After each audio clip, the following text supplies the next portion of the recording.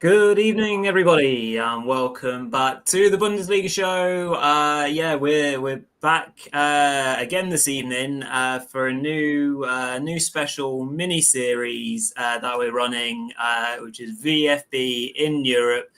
Super pleased to be doing this again. Last year, if you weren't watching us a little bit last year, we did a bit of following the mighty VfB in the Champions League, although it was sadly cut short a little bit, that mini series. And yeah, very, very happy to be doing this in collaboration, in unison, whatever kind of unifying word you want to use, with VfB Americana. And of course, Travis is joining me this evening / this afternoon on the back of that 2-1 victory for Stuttgart in match week 1 of the Europa League versus Celta Vigo. Before we get into anything, Travis, how are you? It's lovely to have you back on the show. Hold on, Rory. After that last 5 minutes, I definitely need a little bit of that because, boy, what seemed like an easy peasy victory, maybe top of the Europa League table, got a little stressful there, as our VfB like to do to us. But outside of that, it's a beautiful day here in the Midwest, and a great way to kind of end the week with a Europa League win. And I was just thinking about last year when we did this and how excited we were when we played Real Madrid and played them really close, but didn't get the win. It's a lot better to play a team close, get a little nerves, but get the win this time. So much happier start than it was last year. Yeah, precisely that. We've got lots of positives to talk about. We're going to be doing some match reactions over the course of Stuttgart's journey throughout this season, and just see where it all goes. So hopefully you can enjoy along with us if you're watching live or subsequently. Let us know your thoughts on the VfB performance. I know we've got a good few VfB fans that follow the show. I know Cam, who does a lot of, obviously our Cam is a VfB man as well. So yeah, lots of positivity to work through. Just before we get started, usual little bits and bobs of admin. Make sure you leave this show a like. That'd be awesome. If you're watching live, comment, let us know your thoughts. Sub to the channel. We're closing in on 1.5k subs there. And make sure you turn on those notifications so you don't miss out on all the juicy stuff. Also, we've linked the VfB Americana podcast / YouTube. I think this is the podcast link that we put in the video description, so you can make sure you check out all the great work that the lads do on the other side of the pond to us, and talk all good things Stuttgart. So we'll just kind of do a bit of a match walkthrough, I think, and then we can kind of highlight, and then we can maybe finish off with a bit of a man the match and maybe connotations taking forward into the next game, obviously, which is the next Bundesliga game, and maybe some predictions for how the Europa League goes as well. So Travis, I know, we were talking obviously whilst we've been organising this, you weren't able to watch the first half live. So do you have any questions or kind of things that you wanted to pick up with me, as I was obviously able to watch it all myself and kind of go from there, really, I guess? Yeah, if you saw it at the beginning of the YouTube video, my youngest son walked in and he was looking at the FOTMob stats that I have up on my screen, and he's like, where's all the blue? It's all red. And so before I get into that, though, what I did see was the lineup that came out. And the thing that first got my attention was no Jeff Chabot. I wasn't sure if there was a rotational issue, an injury issue. Outside of that, the lineup looked really strong. I just remember midweek on the VfB website, they were talking about how Jeff was excited for the match, excited to face Cologne on the weekend. So I was really surprised not to see him in there. And then the next question I was going to ask is, after the first half, when I was looking at the stats, it was just, like my son said, it was all red all the time. So first question is, were you surprised by the lineup like I was, with Jeff Chabot not being in there, Otta also not being in there, which might have been a mild surprise? And then did the stats back up what you saw with your eyes that first half? Because it was a lot of red based on what I'm looking at. Yeah, the first half was actually really good. VfB settled nicely, came out, controlled the ball really well. They were completely dominant. I put on Blue Sky, halftime post of thoughts that was a really good 45 minutes, just missing the goal. We built up really nicely. It's the best, and I'm sure we'll talk about him a little bit more as we go on. It's the best I've seen Assignon play in that first half. He was so aggressive going forwards, always ahead of the ball, always trying to get crosses into the box. Surprisingly good at trying to take on his man as well. And at half time, I was just checking Flash Score, which the football app I use, and he already had an 8 out of 10 rating at half time. I thought that was completely fair and reflective of how he played and how VfB, Leveling was in the game a lot, a good amount in the first half, and going down the left and putting in crosses, but a lot of the play did come down the right. So I was really impressed with how things came. A couple of points I had at half time, which I'll then throw back to you and Travis's. The first point was, I really hope this doesn't come back to bite us, because it's 0-0. We've played really well. We get sucker punch, which we'll talk about for the Celta Vigo goal anyway, because that was a sucker punch. And then the second point was, the way that Stuttgart play and are playing right now, with Demirovic up top as that, focal point is crosses from the left, from the right, cutbacks, low crosses, high crosses, whipped in crosses, any kind of cross. So there was a lot of it. So the one thing that was semi-frustrating me was, that's fine, put it into the danger area. He'll often be able to do something with it, but I was getting a bit frustrated doing it for the sake of doing it. So what did you see then in the second half that maybe changed, or what did you think of those couple of points? Yeah, it's interesting because Maxi had the most crosses, I think, in the Bundesliga last season, and it made sense with Nick there. And now it just doesn't make sense because Demi just isn't that guy. Although there were a couple crosses where you can see that he's using his strength to kind of hold up to the ball. What I was really impressed with Demi from what I saw in the second half was he seems to be getting a lot of confidence in doing the hold-up play, which it didn't seem like that was something he was really able to do very well last year. Maybe he wasn't asked to do it, but there were a number of times where the ball would go to him and he would act quick and he would pass it back or he would pass it to the side. He'll never be a Seru. He'll never be a Nick in that regard, but he seemed to be doing a lot better of being involved and engaged in the match. And it kind of goes back to the match prior, I think, where he was named captain and he really took that role to heart and just sprinted all over the place, which he is prone to do. But that kind of gave him the power, I think, to tell the other guys, hey, let's do this too. And it looked like our offensive third was going at their defense, similar to the St. Pauli match, and not giving them a lot of time to set up or to organize much. And it wasn't until the very end that it looked like Celta had the opportunity to do much in the way of organization. So I didn't see a lot of crosses. And I hope we don't. I'm with you.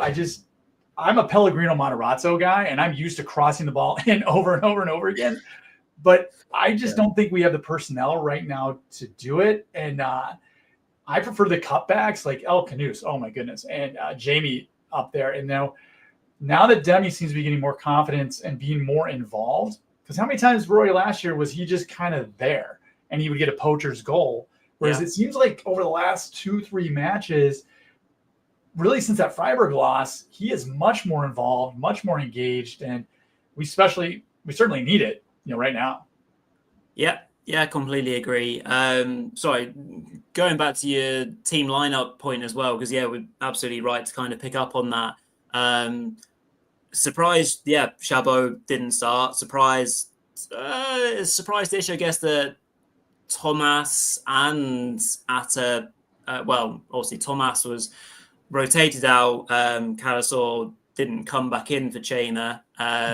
So I think, biggest surprise, was the fact that Big Jeff didn't start. Yeah. Even bigger surprise is when Finn Yelch goes off injured and he isn't subbed back in. Yaquez is brought in, obviously with a face mask on. Yeah. And luckily, I felt, I feel vulnerable watching the VfB centre halves these days. And especially, this is a big shout out to Jeff, because when he first signed, I wasn't overly convinced, but now he is the leader, really, of that back line, alongside Maxi, really. And fortuitously, and to be fair, I've bashed Yaquez a lot already this season. I'll admit that. And Henriks is always never convinced, but I enjoyed how aggressive they were in their defense tonight. And sometimes it's the Hail Mary, big tackle, and if it goes wrong, my oh my, you're in trouble, and you're going to get broke on, and you're going to get broke on, so many times, and often to devastating ways. But yeah, I enjoyed the aggressiveness of the defense this evening. I thought that was quite impressive. But yeah, we'll fast forward then. Post half time, Stuttgart still very much in control of the match, but needing the goal to get themselves 1-0 up. We talked about the different ways that they were controlling the match, through the crosses and trying to play their way through, neat and organised. But sometimes, Travis, you just got to go long. And nice to see Nubel getting an assist, and nice to see Buonani getting his first goal for the club with a delightful blocked finish over the Celta Vigo goalkeeper. Really, those finishes are often butchered, I would say, even by professionals. You often see them going over the bar or going just wide, so it's not an easy finish, in my humble opinion. But yeah, what do we think of this one? It's just sometimes that's just a way of unlocking in the defense and going against a Celta Vigo defense that just probably didn't expect it. So why not try something and mix it up? I think that's what we like about Sebastian, is that he's got more than one tool in his tool chest. And whether they're trying to build from the back, going back to what you said, the aggressiveness of the defense and how many times they were building from the back, and you're kind of holding your breath a little bit, especially there towards the end, that there's not going to be a turnover of some kind.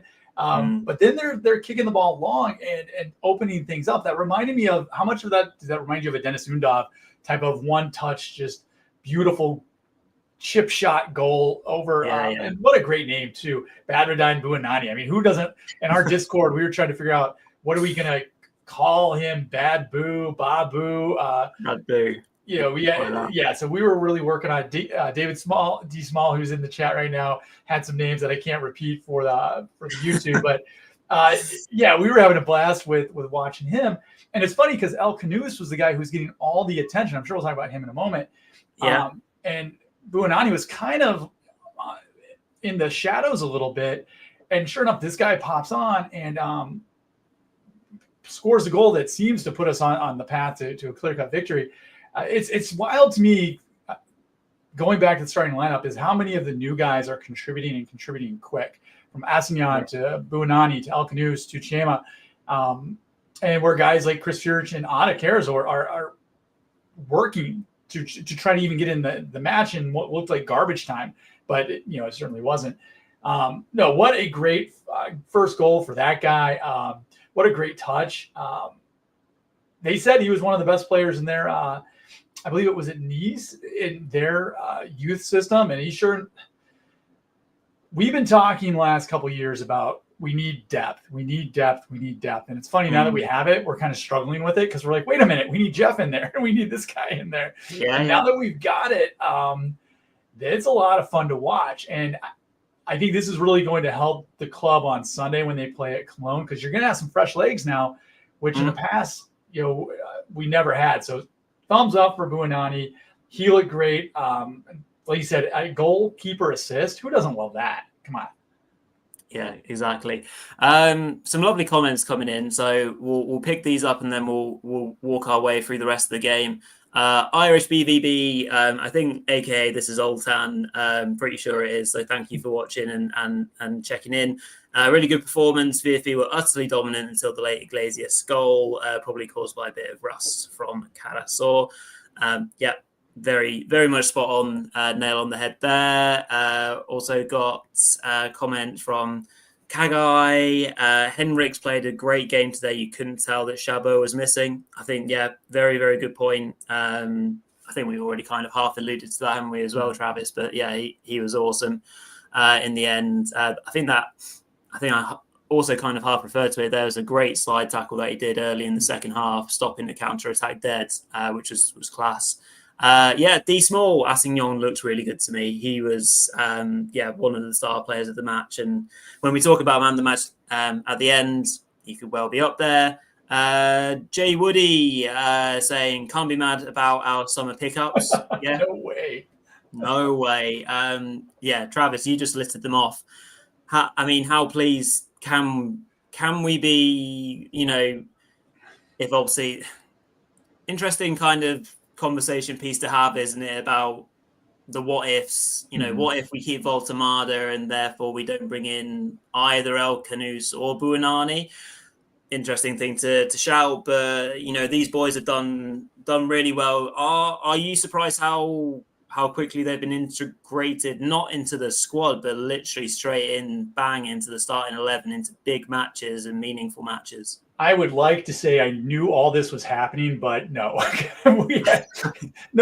All we had heard about El Canus is that he was the best player for a team that was relegated. So what does that really mean, right? And then for Buonanni, that he was the best player for the academy in France. We're like, okay. So we really didn't know what these guys were going to bring to the table. And then Andres Chema is like, Real Madrid never gives up talented guys, but they only gave him to us for $3 million. And yes, the clauses they have if he's sold later are enormous, so they'll make buku bank on that. But I think a lot of us were torn because you had a club that had been in the Champions League, had won the Pokal trophy, and so you're like, okay, we got a lot of German national players on this team too. We're good, we're set. But you also had a team that kind of limped, finished strong to finish in 9th place last year, at the end. And so a lot of us were like, well, there are some issues with this club. So bringing these guys in, you heard it when he who shall not be named, Bruno Labbadia, was once with us about the performance principle and how guys have to perform in order to get on the pitch. And we're seeing it actually happen. So we talked about this on our show last week when Sebastian benched Ada. That was a huge sign to everybody. And when it may not be a huge impact, but when Pascal Stenzel, foosball god as we know him in Val B circles, didn't even make the Europa League roster, I think that showed that this club is doing what Fabian Wohlgemuth said, is that the expectations and the goals are changing. It's surviving just isn't the goal anymore. Moving mid-table is really not the goal. Top 6 is probably the goal of this club right now. And they didn't come out of the gates very strong, meaning those guys who had some history on their side were now going to get pushed by those guys who are new to the club. Yeah. And the fact that Chris Furyk is struggling to get on the pitch, it just I think is testament to that. So I'm really surprised, to answer your question, how quickly these guys integrated into the club and into the league. But maybe we shouldn't be, because Sebastian has always shown, while he's been wearing the white and red, that he can do that with youth players. From Enzo Mio to now it looks like El Canus. This guy's got a magic touch, it seems like, and it certainly showed up today with all those new guys making key contributions all over the pitch. Yeah, couldn't agree more. I think you put it as nicely as we can do on our new recruits for sure. Ballum checking in. Hope you're doing well this evening. Travis, 3 points after one match. You cannot complain. A home win in Europe. Yes, definitely got us very chirpy this evening, Ballum, for sure.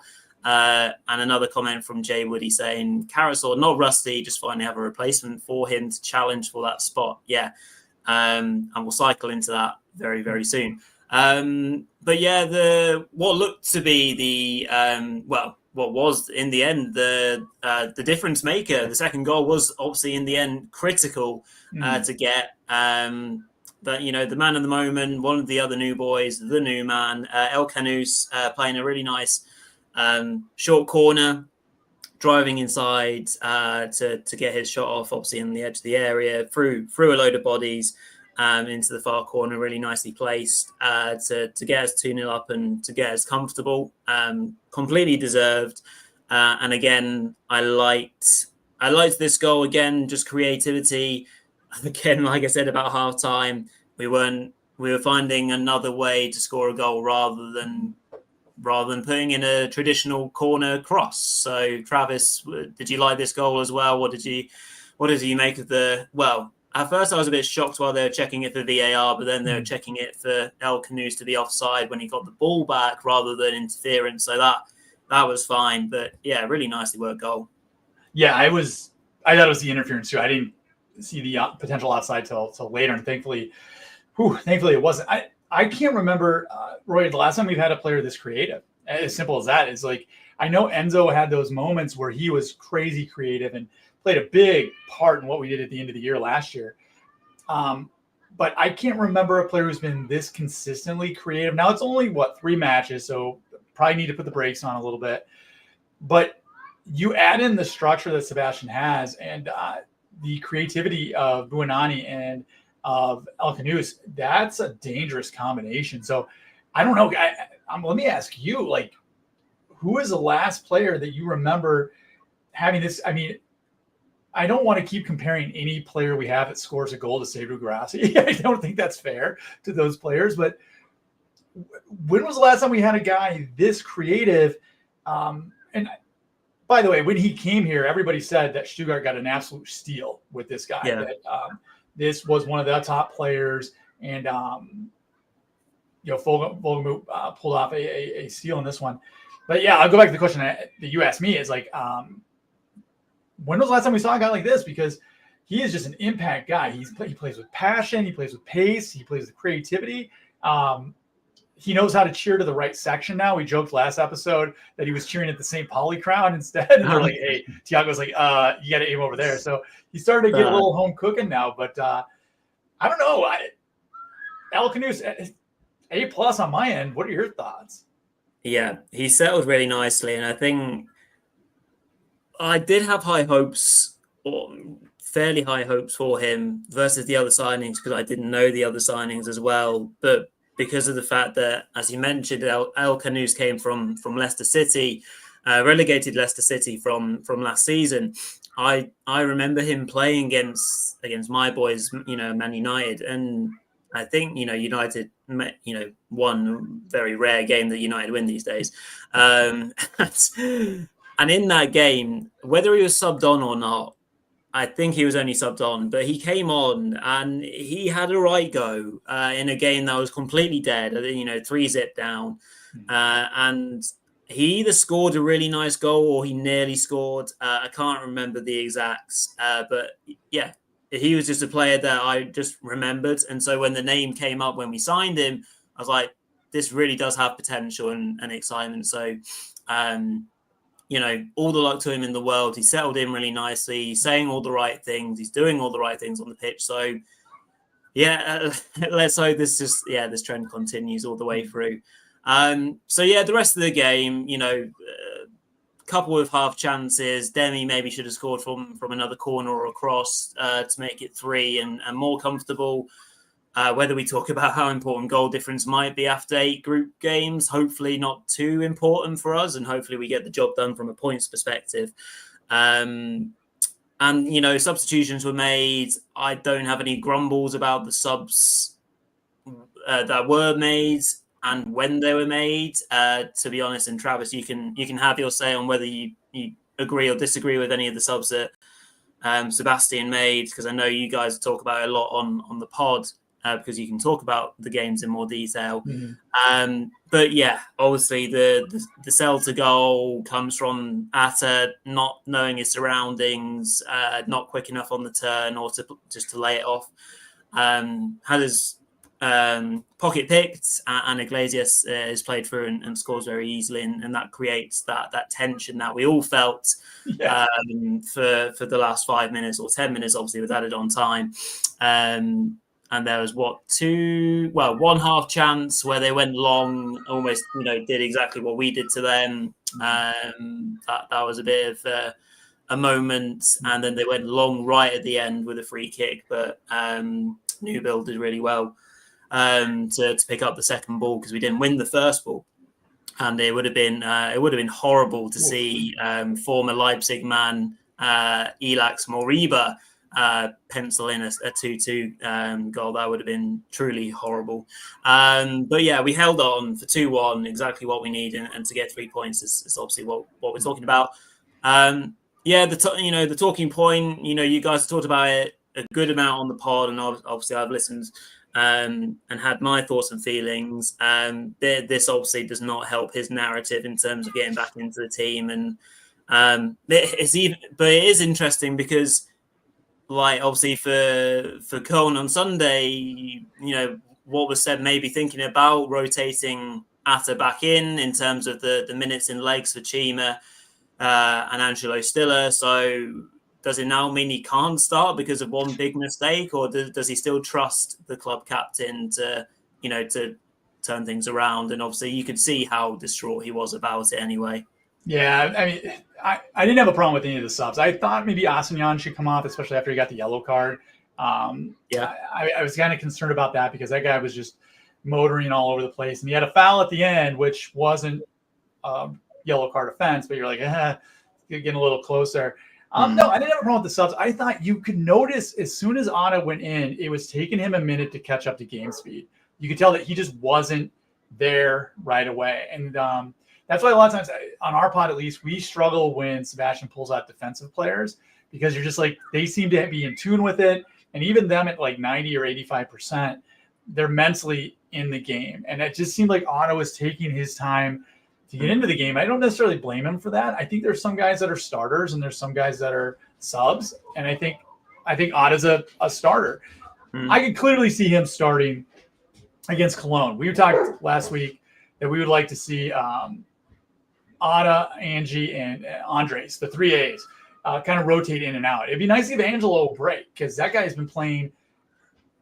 I mean, come on, that guy needs a break. So I don't think so. I'm sure it doesn't do much for his confidence, but I think going against Cologne, I wouldn't be shocked if you see Angelo get a little bit of a break and Atta gets back in there. Like you said, I would have liked to see Asenyan come off. I think Atta's the odd man out right now. A lot of us like Atta for what he provides, but he's more of a defensive guy, and Chima Andres is just more creative. But I do think there's a place for Atta. I just don't feel super comfortable with him coming off the bench in a game like that. But I mean, come on.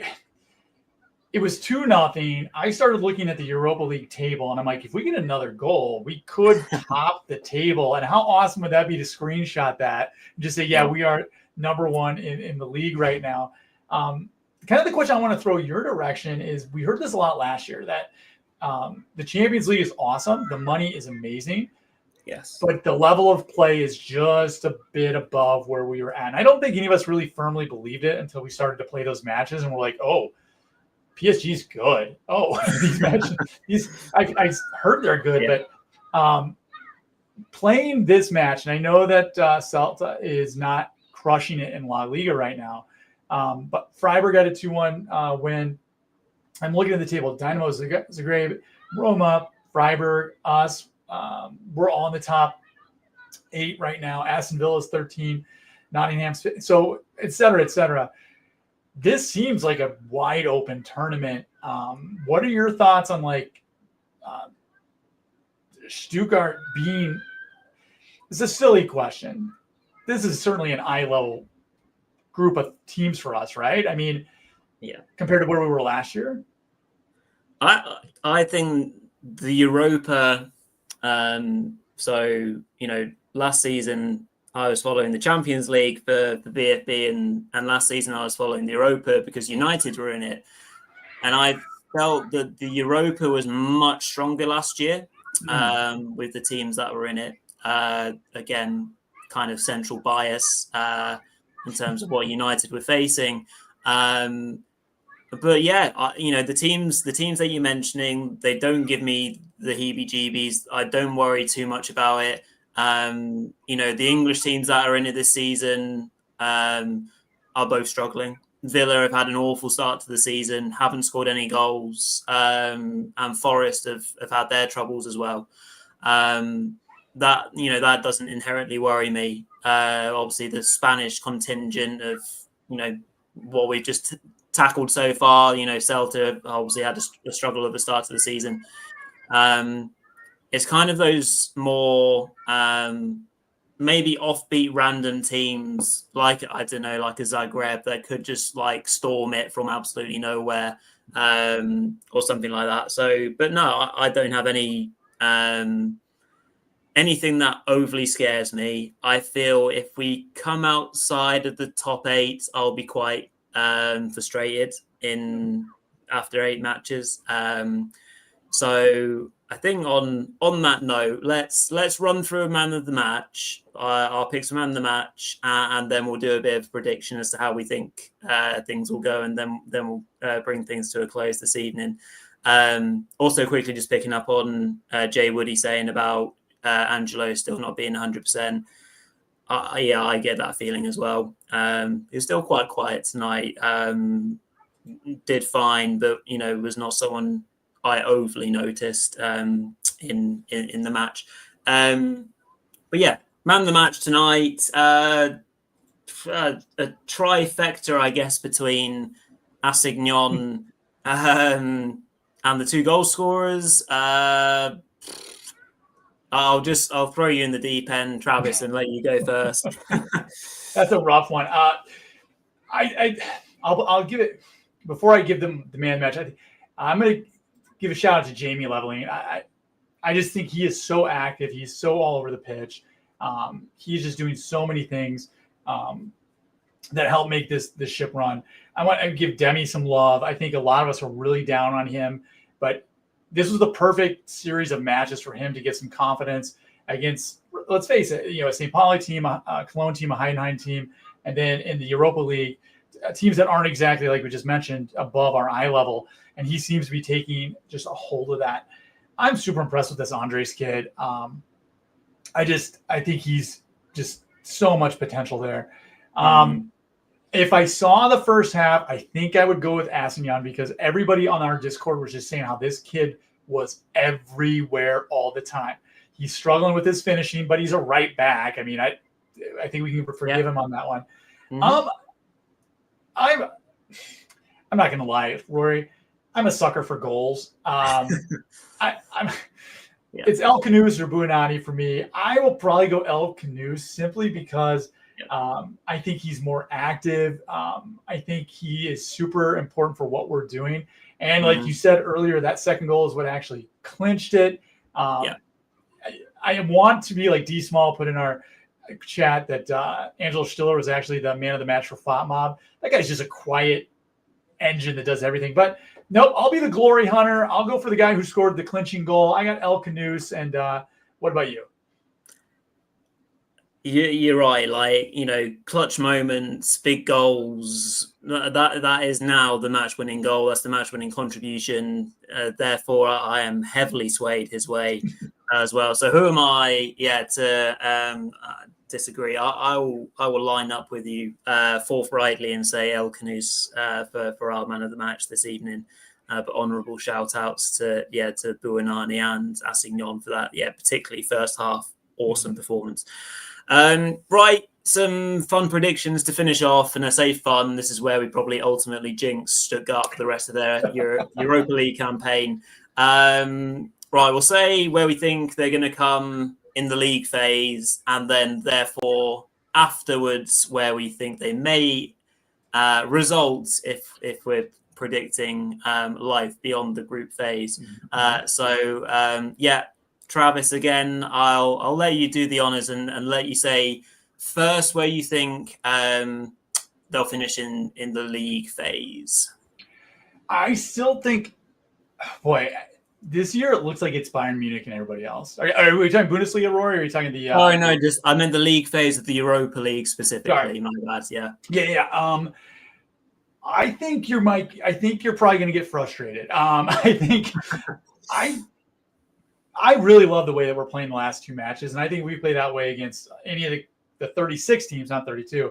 I like our chances, but this is still Stuttgart. We are still young. We should have won this one 3-4-0, and yet it came down to a close one. I think we're going to finish in the top half, the top 16. I'll say that. So I think we'll have to play in the playoff before the final 8 there.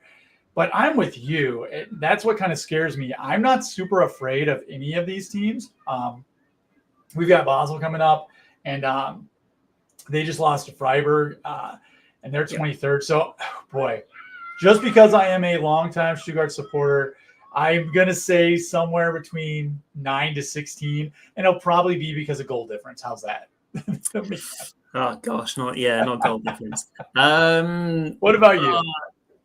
I'm blinded by these last two games, because I've been so impressed, by the Pauli match. But am I blinded because they Pauli really didn't get out of bed on Friday? And then, tonight we were good though. There's no denying that. I don't think Celta Vigo on any other night get near us. However many men they have on the pitch, however differently they play the match, I just don't see it happening. I just think we were just the better team and are the better team.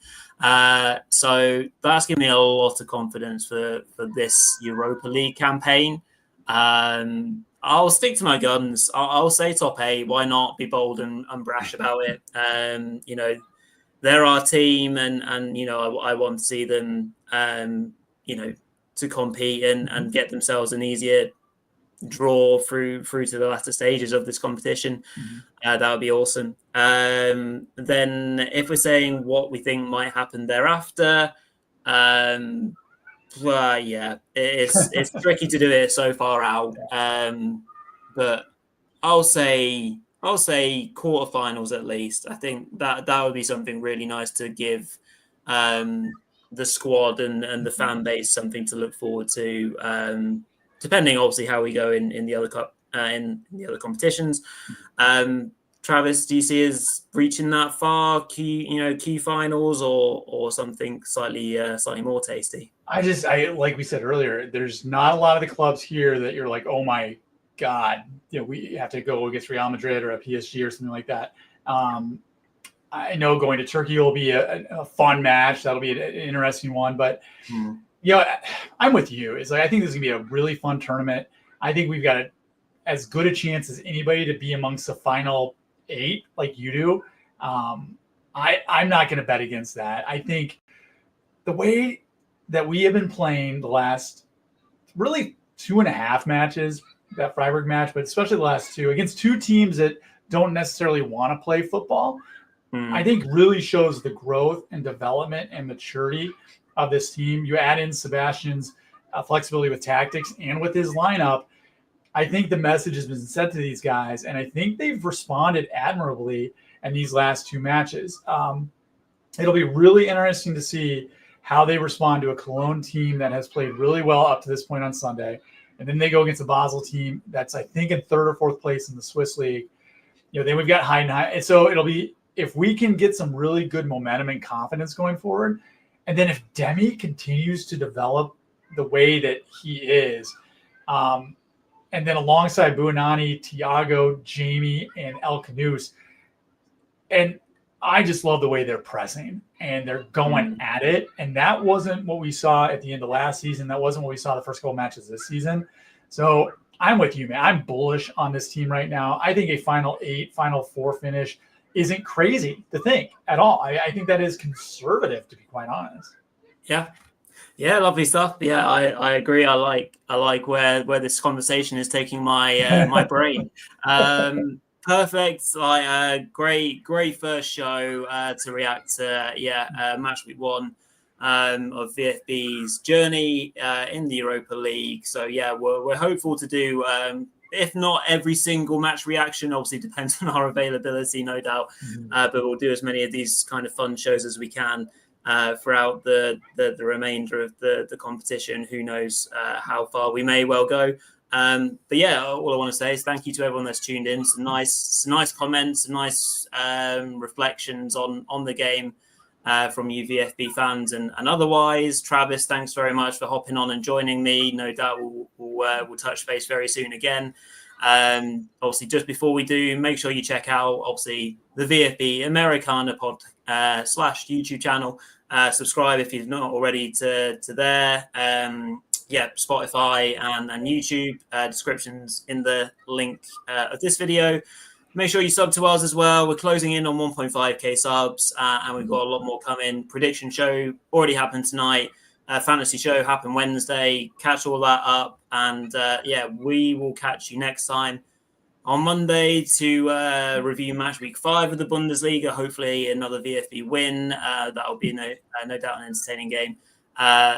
Thanks all for watching. We'll catch you next time. Cheers all. Cheers.